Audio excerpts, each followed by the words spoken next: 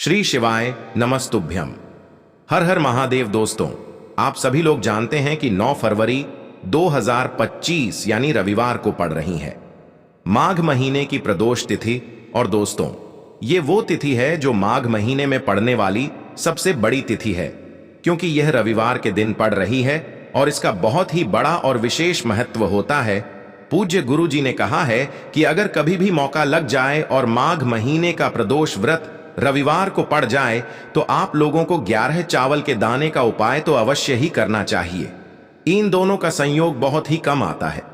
इसी के साथ में गुरुजी ने अपनी शिव पुराण कथा में बताया है कि इस दिन आपको 11 चावल दाने का उपाय तो आपको अवश्य ही करना चाहिए, क्योंकि ऐसा दिन पूरे साल में सिर्फ एक ही बार आता है। और दोस्तों, आप सभी लोग जानते हो कि रवि प्रदोष का अगर सबसे बड़ा कोई उपाय है तो वो 11 चावल के दाने वाला उपाय है। तो दोस्तों, इस प्रदोष व्रत के दिन आप लोगों को इस 11 चावल दाने वाले उपाय को जरूर करना है। बहुत सारे लोग होंगे जिन लोगों ने इस उपाय को ना किया हो, मतलब पूरा साल निकल गया, उन्होंने किसी भी दिन इस 11 चावल के दाने वाले उपाय को ना किया हो। पर दोस्तों, आपके पास एक आखिरी मौका बचा हुआ है जो कि 9 फरवरी के दिन है। तो इस दिन आप लोगों को इस वाले उपाय को जरूर कर लेना है। भले ही आपने पूरे महीने भर इस उपाय को ना किया हो, पर अगर आपने इस माघ महीने के प्रदोष व्रत के दिन अगर इस वाले उपाय को कर लिया तो आपको इस उपाय को करने का वो फल मिलेगा जिसकी आपने कभी कल्पना भी नहीं करी होगी। इसीलिए आप लोग इस वाले उपाय को एक बार जरूर कर लेना है, ताकि आप लोगों के हाथ से यह मौका ना जा सके और आपको इस उपाय को करने का फल मिल सके। दोस्तों, यह उपाय पंडित जी ने अपनी अभी की ही श्री शिव महापुराण की कथा में बताया है। जिस उपाय को आज हम आपको बहुत अच्छे से समझाने वाले हैं, इस वीडियो को देखने के बाद इस उपाय को समझने के लिए आपको कोई और वीडियो को देखने की जरूरत नहीं पड़ेगी। तो चलिए दोस्तों, उपाय को शुरू करते हैं। देखिए, यह इस माघ महीने के रविवार प्रदोष के दिन यह इतना खास होता है, इतना महत्वपूर्ण होता है। देखा गया है कभी कभी बड़े बड़े पूजा पाठ अनुष्ठान से जो मनोकामना पूर्ण नहीं होते, वो माघ महीने के प्रदोष के दिन एक छोटे से उपाय करने से ही आपकी मनोकामना पूर्ण हो जाती है। और बहुत सारे लोगों ने इस उपाय को किया भी है और उनको इस उपाय को करने का फल भी जरूर मिला है।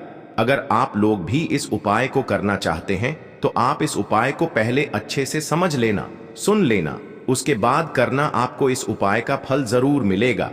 और इस उपाय को कर लेने से आपके घर में चाहे किसी भी प्रकार की दुख और समस्या क्यों ना चल रही हो, आपको उसका कारण भी नहीं पता है कि भाई यह समस्या किस कारण से चल रही है, उसका कुछ भी कारण हो सकता है, जैसे पितृदोष हो सकता है या किसी भी तरह का मंगल दोष भी हो सकता है। तो इस दिन आप लोगों को यह वाला उपाय कर लेना है। ये एक ऐसा उपाय है जिस उपाय को अगर किसी विशेष दिन पर किया जाए तो भाई उस विशेष दिन का जो है वह तो हमें मिलता ही मिलता है, पर हमने उस दिन पर इस उपाय को किया है तो हमें उससे भी बड़ा फल मिलता है, और फल बहुत जल्दी मिलता है, क्योंकि आप इस उपाय को बहुत ही बड़े और विशेष दिन पर कर रहे हो। तो चलिए अब उपाय के बारे में बात करते हैं। लेकिन उससे पहले आप लोगों को यह जानना आवश्यक है कि आखिर यह उपाय किस समय करना है, किसको करना है और कैसे करना है। तो चलिए हम आगे आपको वीडियो में एक एक करके बता देते हैं। लेकिन उससे पहले अगर आप लोग हमारे चैनल पर पहली बार आए हैं या फिर मेरी आवाज आज पहली बार सुन रहे हैं तो हमारे चैनल को सब्सक्राइब जरूर कर लेना और इस वीडियो को लाइक करके कमेंट बॉक्स में श्री शिवाय नमस्तुभ्यम ओम नम शिवाय जरूर टाइप कर देना। तो दोस्तों, इस 11 चावल के दाने वाले उपाय को हमें इस प्रदोष के दिन कैसे करना है, किसको करना है, किस समय करना है और कहां पर करना है, ये सारे सवालों के जवाब आपको इस वीडियो में मिल जाएंगे। और जो ये वीडियो देखेगा भाई, उसको 11 चावल के दाने वाला उपाय जरूर करना चाहिए, क्योंकि इस दिन एक चावल के दाने का भी बहुत ही बड़ा और विशेष महत्व होता है। और जब बात आ जाए 11 चावल के दाने की तो ये सोने पे सुहागा वाली बात हो जाती है और ये एक बहुत ही बड़ा उपाय हो जाता है इस रविवार प्रदोष व्रत का। तो अब दोस्तों, इस 11 चावल के दाने वाले उपाय को आखिर करना किसको है, सबसे पहले हम लोग वो बात जान लेते हैं। तो देखो, घर की जो बड़ी माताएं बहनें होती हैं, उन माताओं बहनों में से कोई भी एक बड़ी माता बहन इस वाले उपाय को कर सकती है। और दोस्तों, अगर आप चाहें तो अपने घर में से सभी सदस्यों को भी इस उपाय को करवा सकते हैं। अगर किसी व्यक्ति की खुद की कोई मनोकामना है, खुद की कोई दुख और परेशानी है जो कि वह अपने लिए ही करना चाहता है इस वाले उपाय को, तो वह खुद अपने लिए भी कर सकता है। बाकी अगर कोई घर में से ऐसा है जो कि अपने पूरे घर परिवार की सुख और शांति के लिए ये वाला उपाय करना चाहता है, तो भाई वह भी कर सकता है, उसमें भी कोई दिक्कत वाली बात नहीं है। कहने का मतलब यह है कि इस उपाय को हर एक सदस्य भी कर सकता है और पूरे घर परिवार के सदस्य के लिए घर की बड़ी माताओं बहनों में से कोई एक माता बहन भी कर सकती है। माताएं बहनें अगर घर में उपस्थित न हो या वो यह वाला उपाय न कर पा रही हो, तो फिर घर का कोई बड़ा सदस्य भी इस 11 चावल के दाने वाले उपाय को कर सकता है, चाहे फिर वह पुरुष ही क्यों ना हो, उसमें कोई भी दिक्कत वाली बात नहीं है। अब दोस्तों, इस 11 चावल के दाने वाले उपाय को हमें करना कहां पर है? हमें इसे शिव जी के मंदिर में जाकर करना है। बहुत सारे लोग प्रश्न करते हैं हर एक उपाय को करते समय क्या हम इस उपाय को घर पर कर सकते हैं? तो इस वाले उपाय को आप घर पर नहीं कर सकते हो। इस वाले उपाय को करने के लिए आपको शिव जी के मंदिर ही जाना पड़ेगा। उसके बाद में दोस्तों जो अगला प्रश्न निकल कर आता है वो यह आता है इस उपाय को लेकर कि आखिर इस उपाय को हमें किस समय करना है, सुबह के समय करना है कि शाम के समय करना है? तो देखो, इस वाले उपाय को आप लोग सुबह के समय भी कर सकते हो और शाम के समय प्रदोष काल में भी कर सकते हो। अब अगर आप पूछो कि भाई सबसे उत्तम समय कौन सा रहेगा इस 11 चावल के दाने वाले उपाय को करने का, तो हम आपसे बस यही कहेंगे कि इस उपाय को आप सुबह के समय करेंगे तो ज्यादा बेहतर होगा। बाकी अगर प्रदोष काल शाम के समय भी करेंगे तो भी अच्छा होगा, उसमें कोई भी दिक्कत वाली बात नहीं है। तो अब दोस्तों जो अगली सबसे बड़ी और महत्वपूर्ण बात आती है वो यह आती है कि सुबह अगर हम उपाय को करेंगे तो हमें कितने बजे से लेकर कितने बजे तक के बीच में करना है, और शाम के समय प्रदोष काल में करेंगे तो हमें कितने बजे से लेकर कितने बजे के बीच में करना है। तो देखो, सुबह जितनी जल्दी हो सके आप उपाय को करने की कोशिश करना। बाकी अगर किसी कारणवश लेट भी हो जाओ, थोड़ी देर भी हो जाए, तो 10 या 11 बजे तक भी आप उपाय कर लेना, पर 12 बजे से ज्यादा देरी न हो, ठीक है? इस बात का ध्यान रखना। उसके बाद में दोस्तों अगर शाम के समय प्रदोष काल की बात करें, प्रदोष काल का जो समय होता है वो शाम के 6 बजे से शुरू हो जाता है। मतलब शाम के 6 बजे से लेकर 7 बजे के बीच का जो समय होता है ये समय प्रदोष काल का समय होता है। पर अभी जो मौसम चल रहा है इस मौसम में जो है शाम बहुत देरी से होती है, तो आप इस उपाय को 7 या 8 बजे के बीच में भी कर सकते हो। मतलब शाम के 6 बजे से रात 8 बजे के बीच में आप कभी भी इस वाले उपाय को कर सकते हो, उसमें कोई भी दिक्कत वाली बात नहीं है। अब दोस्तों यहां पर इस उपाय को लेकर एक और सबसे बड़ी बात यह निकल कर आती है कि इस 11 चावल के दानों को हमें लेना कहां से होता है, और हमें इस उपाय को करने के साथ में क्या और कुछ भी सामग्री ऐसी होती है जो शिव जी के मंदिर लेकर जानी पड़ती है।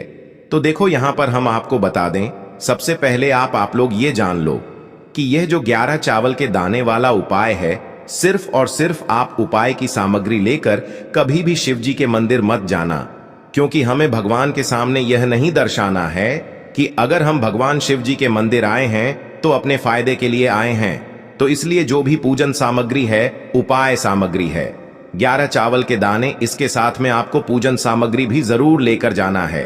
देखो अगर सुबह के समय उपाय कर रहे हो तो सीधी सी बात है, 1 लोटा जल तो आप लेकर जाओगे ही जाओगे।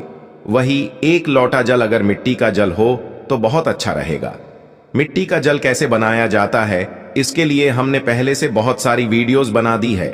आपके पास इस दिन एक आखिरी मौका रहेगा मिट्टी का जल शिव जी पर चढ़ाने का और उपाय को करने का। बहुत बड़ा आपको इस दिन फल मिलेगा। तो इसलिए इस दिन हो सके तो भाई मिट्टी का जल चढ़ाना, तो अपने साथ में कम से कम 1 लोटा जल तो आपको लेकर जाना ही जाना है। अगर मिट्टी का जल नहीं है तो घर का जल भी आप इस्तेमाल कर सकते हो। इसके अलावा जो भी पूजन सामग्री है, देखो 11 चावल के दाने ये अलग आपके रहेंगे और जो आपकी पूजन सामग्री रहेगी वो अलग रहेगी। पूजन सामग्री में आप जो भी चीज लेकर जाना चाहे वो लेकर जा सकते हैं, उसमें कोई भी दिक्कत वाली बात नहीं है। वहीं अगर हम बात करें शाम के समय की, तो शाम के समय शिव जी पर जल नहीं चढ़ता है, इसीलिए शाम के समय आप लोग एक दीपक तैयार कर लें। जो कि गोलबत्ती का आटे का शुद्ध देसी गाय का घी का होगा, है ना? इस बात का आप लोगों को ध्यान रखना है और इस दीपक को आपको घर से जलाकर नहीं लेकर जाना है, भगवान शिव जी के मंदिर में जाकर ही जलाना है। इस बात का भी आप लोगों को ध्यान रखना है। अब दोस्तों, यहां पर हमें इस बात को समझना है कि यह 11 चावल के दाने हमें लेना कहां से है। क्या हमें दुकान से लेकर आना है, या हमें अपने घर से लेना है, या कहां से लेकर आना है, और कौन से चावल लेना है, क्योंकि चावल भी बहुत प्रकार के होते हैं। तो देखो, इन सभी सवालों के जवाब आप लोग एक बात में सुन लो कि भाई ये जो उपाय है, इस उपाय में आपको ये नहीं देखना है कि भाई कौन से चावल है, कौन से चावल नहीं है। बस जो भी चावल ले रहे हो वो चावल का दाना सबूत होना चाहिए, मतलब साबुत होना चाहिए, टूटा हुआ नहीं होना चाहिए, कटा पिटा नहीं होना चाहिए। ये बात आपको ध्यान रखना है। बाकी आपका चावल बासमती हो या सादा चावल हो या कोई सा भी चावल हो, उसमें कोई भी दिक्कत वाली बात नहीं है।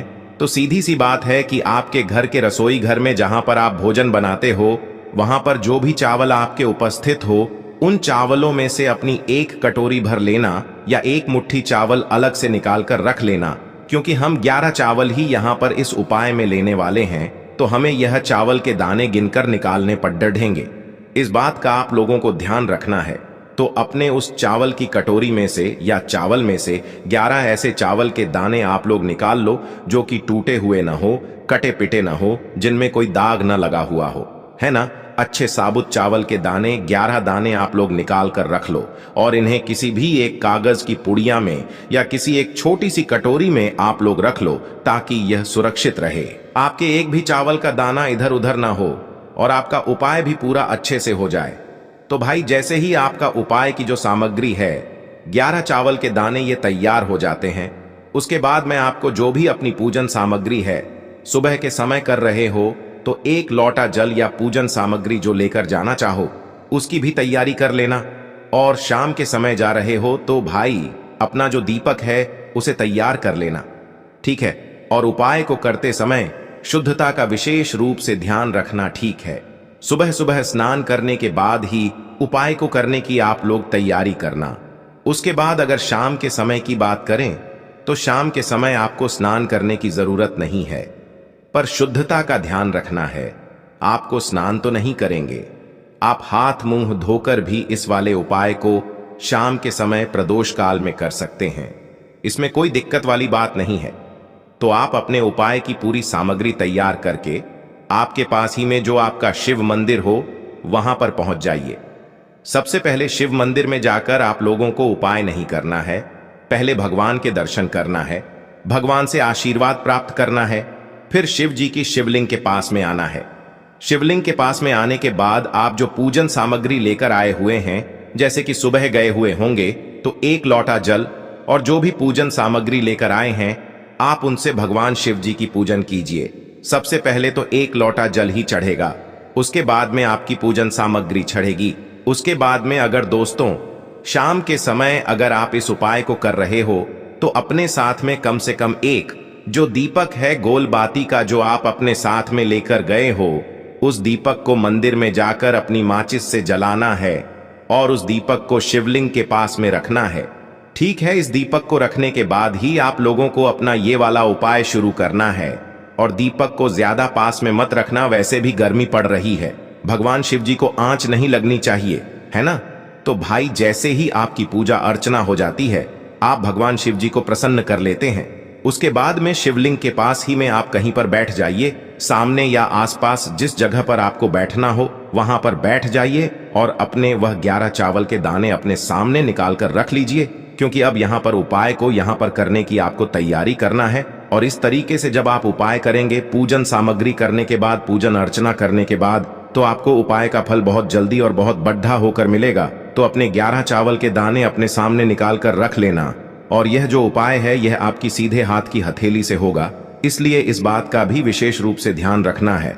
तो सीधे हाथ की हथेली का प्रयोग करके ही आप लोग अपना इस वाले उपाय को करना। अपने सामने जो भी आपकी कागज की पुड्डियां है उसको खोल कर रख लो, या कटोरी है तो भाई उसे अपने सामने रख लो और अपने वह 11 चावल के दाने निकाल लो, ठीक है?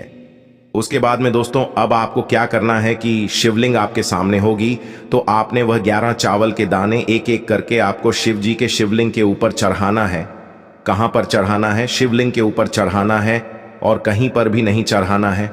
आपको अपने हथेली से तो शिवलिंग के ऊपर चढ़ना है, भले ही फिर वो अपने आप जलाधारी पर गिर जाए या मतलब वहीं पर गिर जाए, उसमें कोई दिक्कत वाली बात नहीं है, पर आप चढ़ाओ शिवलिंग के ऊपर ही।